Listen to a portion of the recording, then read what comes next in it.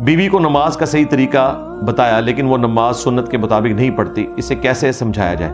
پہلے اس کا رشتہ بابوں سے توڑے نا، پھر اس کو یہ بات سمجھ آ جائے گی۔ ہاں، نماز کا طریقہ جو ہے نا یہ آخری چیز ہے، یہ تو ہم نے صرف اس لیے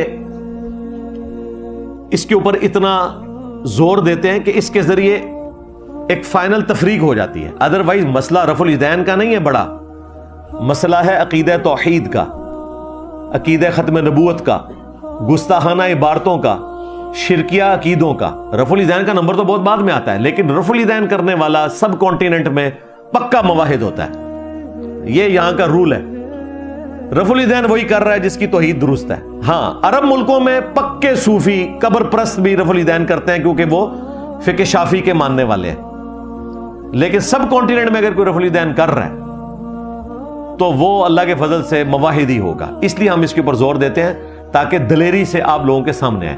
باقی بیوی کو قرآن و سنت سے آہستہ آہستہ عقائد کے اوپر قائل کریں، الٹیمیٹلی نبی اسلام کے ساتھ رشتہ جڑ جائے گا انشاءاللہ۔